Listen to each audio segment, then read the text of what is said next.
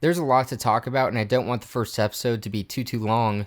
So let's just get right into it. Let's talk about what happened in Linz. If you found time between rounds of the Masters to look up from your phone and check out some scores, you might have seen that Mirra Andreeva won Linz. It's her second title of the year, and it puts her top 8 in the race. It's a good spot to be in for her, especially as we'll get into in my clay power rankings later in the episode. I'm expecting her to have a very good clay season. There's no better start to a good clay season than by winning a title. She didn't have the hardest path to the final in Linz. I would say that Cirstea was her toughest opponent that she faced, and that is a very tough opponent, especially as early as Mirra drew her. Cirstea's 13th in the race this year and gave her a fight and went 3 sets, tiebreaker in the first set, which Mirra pulled out, lost the second set, and then she really had to recover and take it in 3. I think that was her best win of the year since Adelaide, when she beat Noskova and Mboko in the final there. Since then, she hasn't really had any signature wins, and this match against Cirstea was the first one I think that would fit in that category. And then in the final against Potapova, as much as we talk about Mirra's mental issues, the meltdowns that she's shown, and it's the biggest thing keeping her from being, in my opinion, a top contender, she really kept it together here. She lost the first set 1-6 against Potapova, who was the hometown crowd favorite. To be able to right the ship after that and show some strength to win the next 2 sets that were not straightforward sets. They, had their ups and downs. It was really impressive for me to see that. Even if she was the way better player in that match, and you could argue it shouldn't have been that close. I mean, look, you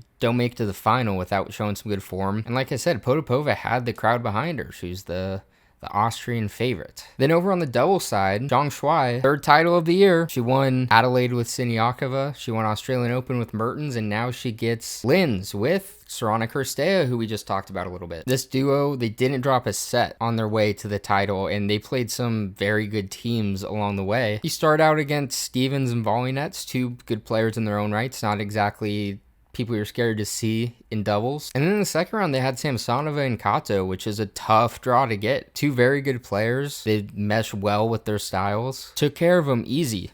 No problems. And then in the final, they're not very big names, but they're a very good team. Malechkova and Skoch, who have now made 4 straight finals.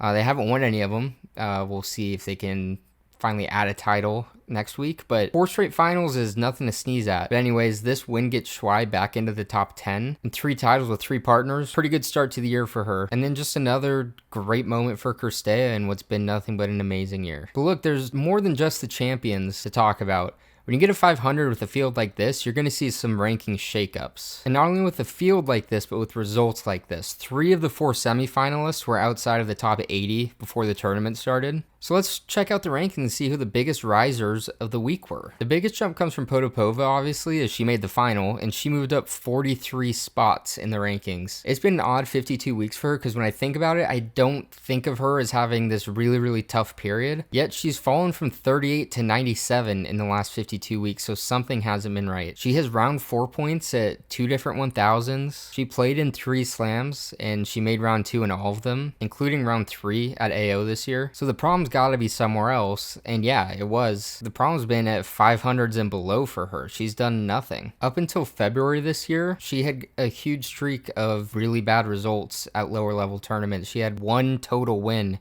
at 500s and 250s. But the luck may be turning around. She made the quarterfinals in Cluj, and then obviously made the final here. So maybe this is the week she needed to get back on track and be kind of the threat that she was earlier in her career. Donna Vekic has had a similar fall to Potapova, but even worse. Last year at the start of clay season, she was number 20 and has since fallen all the way out of the top 100. Her biggest issue, but she just couldn't string together wins. Since Rome last year, she hasn't had any back-to-back wins. The only time she did was at the 250 in Chennai, and those 2 back-to-back wins were players both outside the top 300. So this week in Linz was huge, as it showed she can win a few matches in a row here. And coupling that with her week in Charleston last week, that's 2 good weeks of form. Back in the top 100, she rose 37 spots. Maybe Donna has a good summer coming up. I guess we'll see. I have my fingers crossed that she found her good form again, but I would love to see her get maybe a top 30 win before we really establish that. Then we got Gabby Rousset, who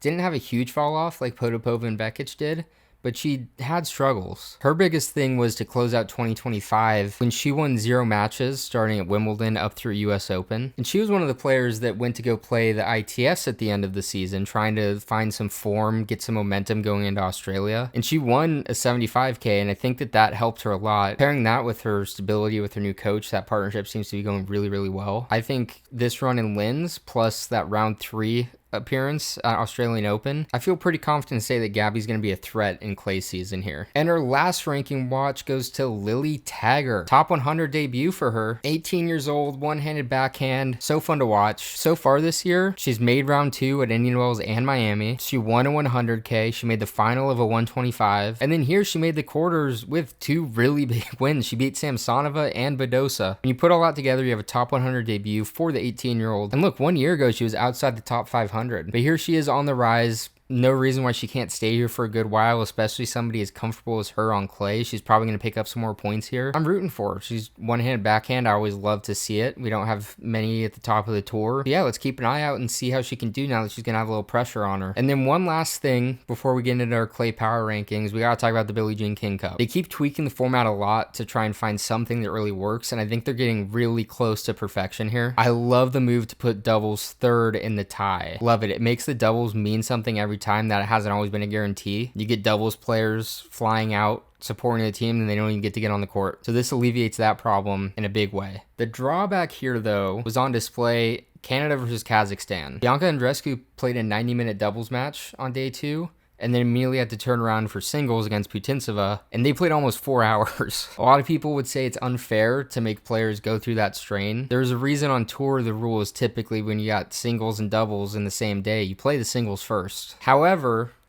my hot take is that this is fine for the Billie Jean King Cup. I like this rule. It promotes having a way deeper team, and that's what team events should be about. If you wanted to keep everybody fresh, then have 4 players who can play. As it stands right now with this format, you could have 1 player win all 3 matches and advance without anybody else really contributing. Obviously, one of those 3 matches, they would have a doubles partner, but if you have 1 player that can hard carry, you can advance. I think it should not be easy to have 1 player do that. It should be a pretty astonishing feat. I mean, let's look at the 7 teams that advanced this past week. Ukraine, Belgium, Kazakhstan, Great Britain, Spain, Czechia, Italy. 7 teams advanced, 0 of them had players play twice on the same day. Now, with that said, that wasn't the plan for all of them. Italy, for example, would have had Paolini play doubles and singles back-to-back. Great Britain would have had Harriet Dart play doubles and singles on the same day. However, with the score the way it was, they ended up not needing to play that singles match. The other 5, though, it was a whole team effort to advance. And that, to me, is what the Billie Jean King Cup should be about. For the star of the week, we're going to stay with this Billie Jean King Cup and go with Linda Noskova. She won both of her matches in singles, which is obviously impressive, but the thing that stands out to me is the way she did it. On day 2, she was up against Belinda Bencic in a battle of the number 1s. And when you're playing against Bencic for Switzerland, she goes up a level. And Noskova had to deal with the pressure of Czechia was down 2-1. They needed this win to stay alive. And she ended up saving 3 match points against Bencic. 3 points for the tie. Any of those would have eliminated them. Be in that situation, you're back against the wall, your entire team on your shoulders, and she pulled through to saving 3 match points to win the tiebreak 11-9. That's a star-worthy performance to me. Gotta give it to her. And because of that win, then Buskova finished it off, and Czechia is on to the finals. Okay, now we're on to the main event. It's time for the clay power rankings. Now, I originally put this together before we saw even a ball of tennis played on clay. For the most part, I've tried to stick to it. I made a few slight tweaks near the top of it. For the most part, I didn't let these first 2 weeks sway my opinion too hard anyway. So here are my top 10 when it comes to clay contenders, and then I'll throw in a few honorable mentions at the end. We might shake up some draws. So for the top 10, we're going to start at number 10. It's Marta Kostyuk. There are going to be people here who call me a homer,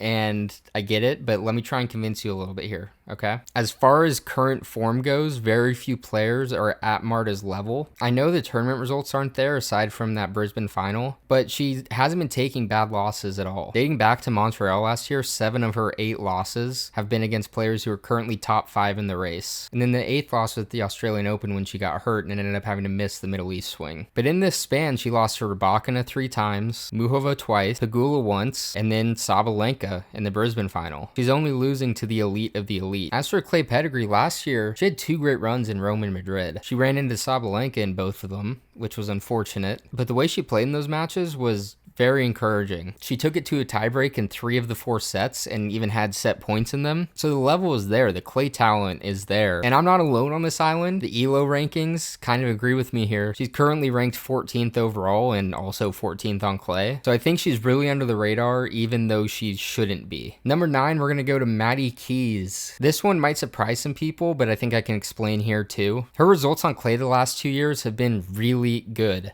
I know nobody thinks of her as some great clay court player, but she really is. She won Strasbourg in 2024, and across the big clay events of the last 2 years, she's made the quarters in 4 of 6 of them. And who did she lose to end those runs?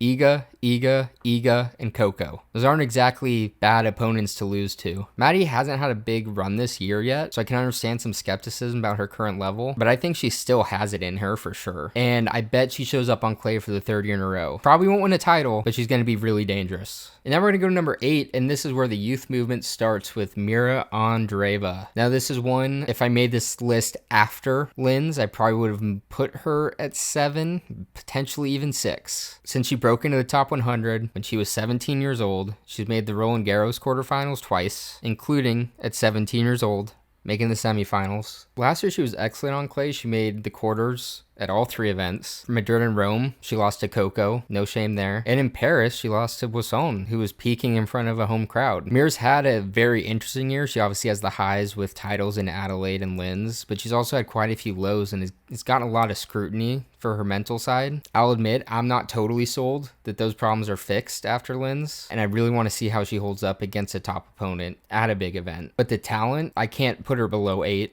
And like I said, I might even move her to 6 because she doesn't need that mental side in order to have these big runs, especially in Madrid and Rome. Now, if she wants to be a contender in Paris, she probably needs to get it sorted out. But I think in her current state, she is one of the favorites for Madrid and definitely a threat in the others. We're going to keep with the youth movement, though, go up a spot to Vicky and Boko. And I got to be honest, this one is a lot based on vibes. There are going to be people who see this and say, how can she be above Mirra? Like I said, it's vibes. I'm going off potential here. Now, why do I think she has the potential here? She's never had big clay results on tour. Well, a lot of that's because she hasn't been on tour. Last year at this time, she was outside of the top 100, going through qualies at all the clay events. Last year, she made the Parma final, which is a great result on its own. But then you couple that with her run in Rome, where she made it through qualies, then got to Coco, took a set off of Coco before losing. Then Paris, she once again got through qualies, made it to round 3, where she lost to Qinwen. If you were to go back a year before she really broke out on tour, in 2024, she did well on clay. She won 20 matches on clay, and she also won a 35K title. So this isn't a foreign surface to her. I think that's a really big bonus. And then there's just her game, which I think there's no reason why it can't be suited for clay. I love her serve. I love her athleticism. There's just no reason why she can't succeed on clay when she's having such a great year and already has 5 top 10 wins. So yes, even though Mirra has had a lot more success on clay, I think Vicky, being the better player, has me putting her above Mirra and just hoping that the potential proves me right. This is the spot in my list, though, where I feel the weakest about it. After Vicky, I'm going with Svitolina at number 6. This is kind of a boring pick. I never really considered her any lower or any higher. Like I said, this was made before Linz. The simple case for her is she's just a great player.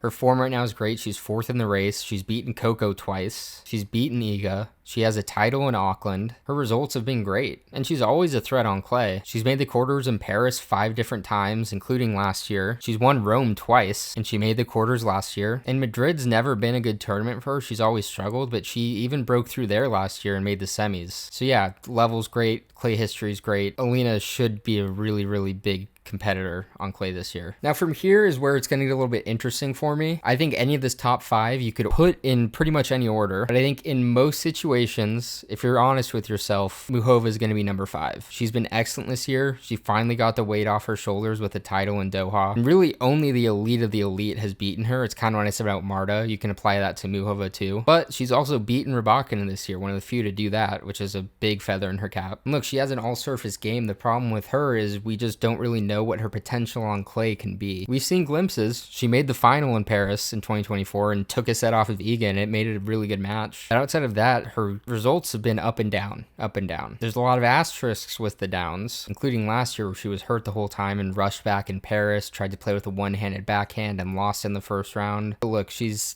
seemingly healthy right now, all the talent in the world, playing with confidence. If you were to tell me she won a title this clay season, I would not be very surprised whatsoever. And if you were to tell me that she was in the final of Paris this year again, I would again not be very surprised. Now this top 4, I think you can legitimately put in any order you want. I said Muhova is probably going to be number 5 no matter what. I don't feel that way about number 4 on down. Any order you put them in, I can get you, I can meet you at that level. As for my number 4, it's Coco. It's Coco. I switch up the order of these 4 almost every day. Today, it is Coco, and I don't feel good about it. I don't feel good about putting the defending Roland Garros champ at number 4. If you were from the future and you told me right now that Coco wins Rome, defends Roland Garros, and makes, I don't know, the quarters in Madrid, I wouldn't be surprised. I would say, you know what, that kind of sounds right. However, if you were from the future and told me great results about the top 3, I would also be not very surprised. So let me explain why I rank Coco below them. Like, I know she's great. I can focus on the positives. I don't want this to be a harp on Coco session, but I feel like I have to explain myself for why she's below the rest. Really, I'm just going to list 3 people: Buzas Monero, Cocciaretto, Iala. Those are 3 of her losses this year. That is bad inconsistency. Now, with that said, she's not going to lose to anybody at that level on clay. At least I hope she doesn't. But the fact that she's been losing these matches that she really shouldn't be losing is scary. And that consistency is why I have her last in this group. Even if that's kind of always been the story with Coco, and she still has found her way and won her slams and won her big titles, it's also why I'm still scared and have to put her a little bit lower. 3rd is going to be Elena Rybakina. I think she's the most underrated clay courter on the whole tour.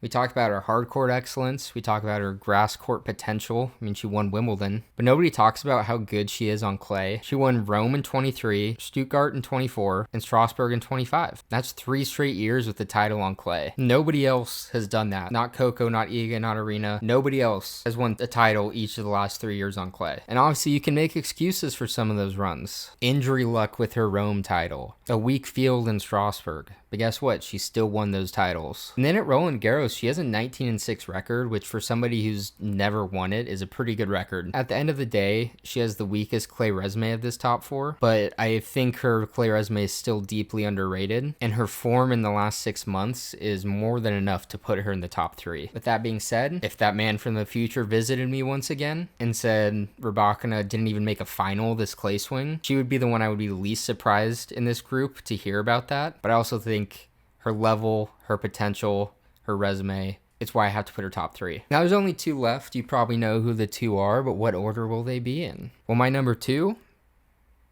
is Iga. I'm always the biggest believer, but the problem right now is that she doesn't seem like she is a big believer in her game. In my initial list, I had her at number 4 for a lot of the same reasons that I mentioned about Coco. And I'm going to list some names again too. Linette, Sakkari, Bencic. It's a better list than Coco's, but these are still players that Iga should not be losing to. If she kept the status quo with Facette and just went through her normal clay prep, I would probably keep her at number 4. However, all the stuff I'm seeing about her training with Rafa, I'm feeling very positive about the course that she's on. Iga's pretty consistently the hardest worker on tour. She's the most serious about her practice regimens and her daily training. But that can also be a little bit of a drawback when you get stuck in your regimens, when you get stuck in your ways. It can end up being a detriment to you in a way that you don't really even see until you are on the outside looking in. That's where Rafa comes in. That's where this clay prep comes in, where it's been a little bit different. Her daily routines, while still, I'm sure, stringent, how fun is it to go hit on clay with your idol every day, to get tips from him? And look, this could end up being a disaster. We don't know until we see it play out. But the bottom line with Iga, she's won 10 clay titles. Nobody else on tour comes close to that. She's won 4 in Paris, 3 in Rome, 2 in Stuttgart, 1 in Madrid. She is the girl on clay. So really any excuse to have any optimism, I'm going to take it. I'm going to pump her up a little bit because we've seen her potential. We've seen that she can be the best. And even though last year she wasn't really particularly close, I have to believe in her a little bit. If Future Man visited me again and said somebody swept all the top clay titles, they won Madrid, they won Rome, they won Paris, who do you think it is? My answer would be Iga. However, that's not going to be enough to put her at number 1 because number 1 is Aryna Sabalenka. And I mean, look, you know why, right? She's the most informed player on tour. She goes deep in every single clay tournament. She is the best player on tour in Madrid. She's also always been good at Roland Garros. She just hasn't made the leap. She keeps getting close and close and close. And you kind of think at some point she's got to break through. And then she usually does really well in Rome and Stuttgart too. Now, obviously, she's skipping Stuttgart this year, so that's not really a factor. But the ultimate thing for her, and it's the reason why she's number one in the world and number one in this made-up power ranking, is no matter who she faces, she's going to be the favorite. She's never the underdog against anybody. She's not even the underdog against Iga in Paris right now, which is kind of unfathomable 2 years ago if you were to think about it. She's been the best player on tour. She has continued to get better, and she's scheduling herself in a way that shows winning big titles is her priority. So yeah, Arena's number one. Here's the whole top 10 for you to look at again. And then I promised you some sneaky picks too, some players that might mess up some draws, so I'll hand out a few of those right quick. First up is Peyton Stearns. You'll probably remember her sick run in Rome last year. It produced some of the best matches of the year, and it was a little bit out of nowhere too. Look, with her forehand is the story. It's the most dangerous in the world when she's on, and when you put it on clay, it just accentuates the strengths. It's so heavy. She can get so much spin on it, can bully anybody off of the baseline. And the biggest thing for her right now is she has some stability with her coach, which she hasn't had for various reasons in recent history. So I think that stability combined with her talent, combined with she's very confident on clay, all of that can add together for some great runs and some bracket bust. My next one's going to be Sara Balic. 7 ITF titles on clay, 4 125s on clay, 130 professional wins on clay, 73% win rate on clay. And she's only 20 years old. She's done all of that in such a short amount of time. She hasn't had the big results on the top level yet, but she's coming. She's rising. 3 of those 125 titles came last year. She also even beat Kostyuk at Roland Garros, so she got a big win under her belt. Her current form is really, really difficult to guess. Obviously, she won Abu Dhabi, that miracle run. She skipped Indian Wells. She kind of got rolled in Miami, and then she skipped Linz. So it's a little bit hard to guess how she's doing right now, but if she's healthy, she can probably beat close to anybody. And then for my third bracket buster, somebody who has experience busting some brackets in Paris, Louise Poisson. Now, just like Balic, it's really impossible to guess her current level, but unlike Balic, she hasn't played this year. She's been MIA since China. She had her semis run last year in Paris, and I really don't think that was a fluke. Will she ever get another semis? I would say the odds are more than likely no, but she could get some more quarters. She'll definitely get more round of 16s.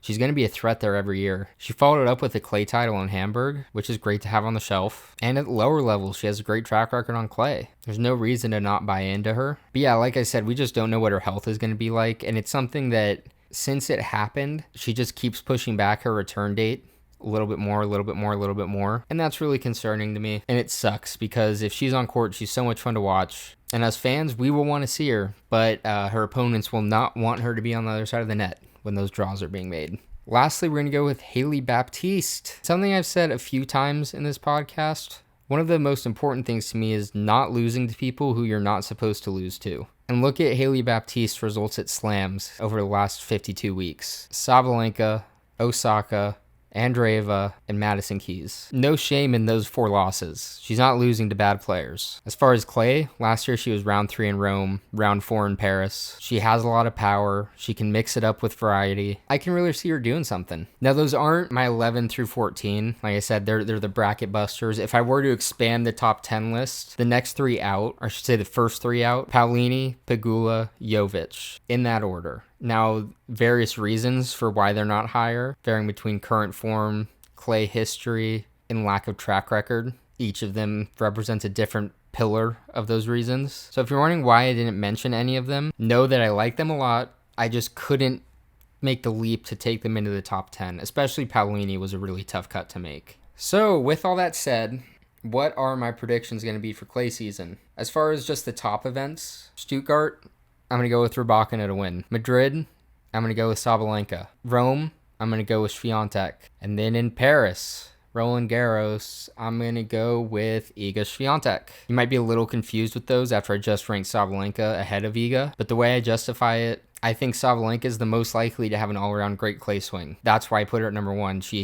I don't see a world where she has a bad clay swing. However, predicting a tournament this far out, I'm kind of going based off of, okay, well, what if Iga catches fire here? What if she does? Now, if we get to Paris and she hasn't done anything yet, quarterfinals, let's say in Rome and Madrid, just kind of burning out, I'm going to adjust my prediction. But for right now, that's where I'm at. If you were to make me pick somebody outside of this top 4 to win any of the big clay titles, just to mix it up a little bit. I would go with Mirra Andreeva to win Madrid. She's shown that she is an excellent player in Madrid, and 2 titles this year, even without any like gigantic signature wins. That would be the pick for me. Okay, I want to wrap this up here, but first I do want to talk a little bit about this upcoming week in the WTA. We've got 2 really big tournaments coming up here with Rouen and Stuttgart, 2 great fields. Very exciting tennis is about to be played. We'll start in Rouen, the 250. And the biggest storyline for me in Rouen is Daria Kasatkina. Finally back from injury. We've been missing her since the Middle East. And even before that a little bit, she wasn't herself. So I'm really excited to see how she comes out firing in clay season. I have really high hopes for her. We also got Cirstea. She's been firing lately, as we know. She'll be the 2 seed here. Lily Tagger, newly in the top 100. This will be her first tournament in the top 100. Can she keep building? But my pick for the winner is Marta Kostyuk as the 1 seed. She hasn't won a tournament in 3 years. She's definitely the best player in this field. I feel not great picking her to win. First of all, the draw's not super kind to her. It's not like this is the toughest field in the world, but she's in the top half, and it is a way heavier half than the bottom half is. But she still is the best player in the field, so the draw should not be an issue. You can't use that as an excuse. For me, the best match in round 1 to look forward to is Kostyuk versus Deanne Perry. They had a really competitive match in New York last year, and Perry's gonna have the home crowd with her. It should be a really fun one. I'm excited to watch it. In the doubles field, I'm gonna roll with Mlechkova and Škoč as my picks to win it. Like I said earlier, they made 4 straight finals. They've got to get over the line eventually. My match to watch in round 1 for doubles, we're gonna look at the top seeds, Kromacheva and Olmos against unseeded Wang Jinyu and Zhang Sai. Very tough draw for Kromacheva and Olmos, but it's going to make for a fun match. And let's end things off with Stuttgart. Quick preview here. And this isn't the field that we normally have there. It's a little bit weaker, but a little bit weaker field for Stuttgart is still arguably the strongest 500 field of the entire year. All of the top 8 seeds are in the top 13 in the world. Rybakina, Iga, Coco. When that's your top 3 at a tournament, that's a fun tournament. I already said who I think is going to win this one. I'm going to stick with Rybakina. She's the former champion. She's in great form. Obviously, we haven't seen any of her clay prep, which is fine. No reason to think she'll falter. I think the obvious popcorn to look to is the semifinal match between her and Iga. If they both make it there, we know Iga is going to have Ostapenko as a potential quarterfinal. But if that match happens, I think whoever wins that is winning the title, and I'm going to go with Rybakina. In the early rounds, I mean, I think the match to look forward to in round 1 is Zeynep Sonmez versus Jasmine Paolini. 2 very fun play styles on a very fun surface. I think that this is going to be a great match to watch. Doubles here are really loaded. Ostapenko and Zhang Shuai are the top seed, and they're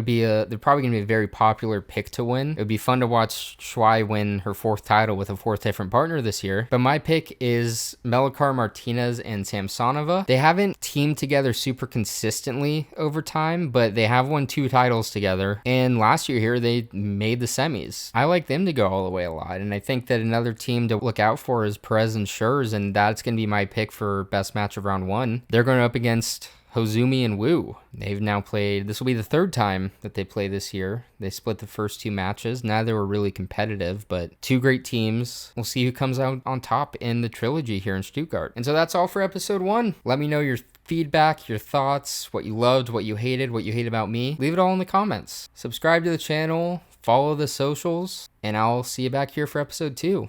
Thanks for watching.